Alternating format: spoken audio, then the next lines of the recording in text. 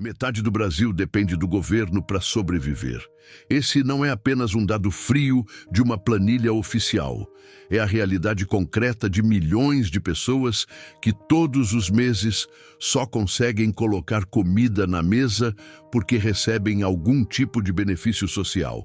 São 94 milhões de brasileiros cadastrados no Cadastro Único, a grande base de dados que organiza quem tem direito a programas como o Bolsa Família, o benefício de prestação continuada e outros auxílios. Mais de 21 milhões de famílias recebem o Bolsa Família, um valor que, apesar de essencial para combater a fome, representa apenas o mínimo para sobreviver. E a pergunta que fica é: isso é um sinal de justiça social ou é a prova de que estamos presos em uma armadilha de dependência que se arrasta há décadas? De acordo com dados do Ministério do Desenvolvimento e Assistência Social, em 2024, o Brasil destinou mais de 500 bilhões de reais por ano em benefícios sociais.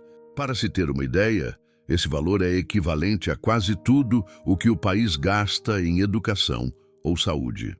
O contraste é duro. Quase metade da população em idade ativa não consegue gerar renda suficiente sem ajuda do Estado. Segundo a PNAD contínua do IBGE, isso significa que milhões de brasileiros, mesmo trabalhando, não conseguem se sustentar com dignidade. Para entender o presente, é preciso olhar para trás. Desde a redemocratização, os programas sociais se tornaram um dos pilares da política brasileira. Nos anos 90, surgiram os primeiros programas de transferência de renda em escala nacional, que foram consolidados no início dos anos 2000 com o Bolsa Família. A ideia era simples: combater a fome imediata e, ao mesmo tempo, criar condições para que as famílias pudessem sair da pobreza por meio da educação dos filhos e do acesso a serviços básicos. No entanto, 2 décadas depois, os números mostram um dilema. Sim, milhões deixaram a miséria extrema, mas ainda hoje, quase metade do país depende de algum tipo de benefício. Será que o modelo falhou?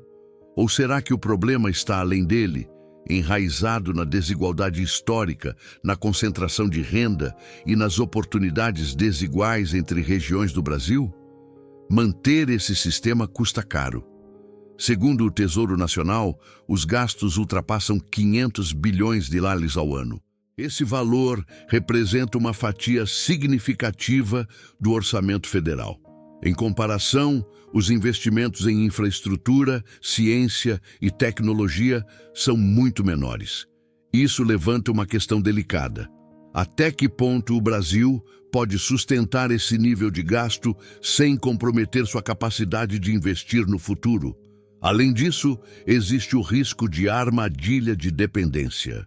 Quando famílias passam gerações inteiras recebendo benefícios sem conseguir romper o ciclo da pobreza, a política pública deixa de ser apenas uma rede de proteção e passa a ser uma prisão invisível. Por trás dos números existem histórias reais. A mãe solo que, com o Bolsa Família, garante que os filhos tenham o mínimo de comida. O trabalhador informal que, na pandemia, só sobreviveu porque recebeu o auxílio emergencial. A família do sertão nordestino que depende do benefício para comprar água potável e gás de cozinha. Essas histórias revelam uma verdade incômoda. Sem os programas sociais, milhões de brasileiros estariam mergulhados na miséria absoluta. Portanto, a questão não é simplesmente extinguir ou reduzir os benefícios. O debate é como transformá-los em um trampolim e não em um cativeiro. Economistas e especialistas apontam algumas soluções. Investir em educação de qualidade, pois sem ela, a próxima geração continuará presa ao ciclo de pobreza.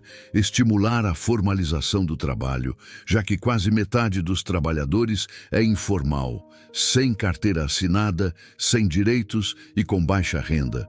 Promover políticas regionais, porque o Norte e o Nordeste concentram a maioria dos beneficiários, e investir em desenvolvimento Local pode reduzir desigualdades e incentivar a inovação e a tecnologia, pois o Brasil precisa gerar empregos do futuro, não apenas manter os do passado. Essas mudanças exigem tempo, investimento e vontade política, três fatores que nem sempre caminham juntos.